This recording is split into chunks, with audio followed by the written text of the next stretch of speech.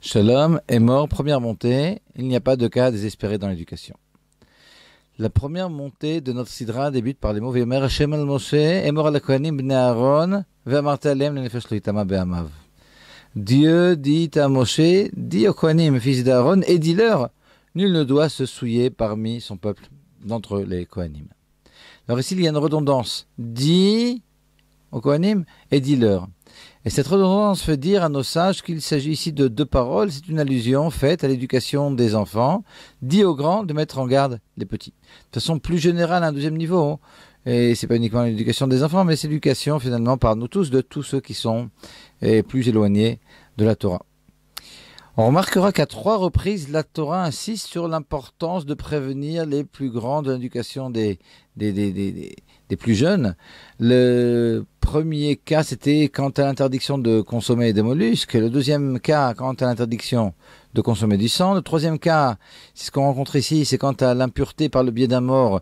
Et il faut absolument repousser les kohanim de ce problème d'impureté. Ici, dans les 3 cas, la Torah nous dit de façon bien spéciale et qu'il faut prévenir les grands de prévenir les petits. On pourrait se poser la question, pourquoi précisément dans ces 3 cas? Et l'idée dans chacun de ces 3 cas qui sont bien spécifiques, c'est de faire comprendre finalement que rien n'est perdu et puis qu'on ne doit pas baisser les bras dans l'éducation.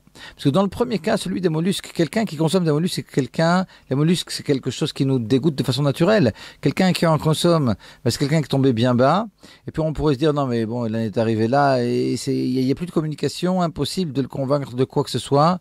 Eh bien non, on nous dit, les Azir, Gdolim, Alaktanim, on dit aux grands de prévenir les petits, puis là aussi, en réalité, on doit mettre en garde et on peut mettre en garde et puis sauver la personne de la faute. Dans le deuxième cas, celui de consommer du sang, nos sages nous disent que les Bnei Israël avaient l'habitude de consommer du sang avant qu'il y ait cette interdiction. Donc c'est quelque chose qui est ancré complètement. Et puis là aussi, on peut se dire, c'est quelque chose qui fait partie des habitudes qui est ancré dans les mœurs. Impossible de parler, il n'y a pas de communication possible. Là aussi, on nous dit, non, il y a une possibilité finalement de retirer même ceux qui sont tombés dans l'habitude de la faute. Et dans le troisième cas, par rapport à l'impureté par le biais de la mort, et qui ne doit pas toucher les kohanim, alors c'est quelque chose qui est complètement irrationnel. On aurait pu penser que le chinour, l'éducation, dans le cas de mitzvot qui sont irrationnels, n'a pas sa place. Et c'est pour cela que vient la Torah puis nous dit, non, elle nous met bien en garde. Là aussi, il y a une possibilité de sauver de la faute dans ce cas aussi.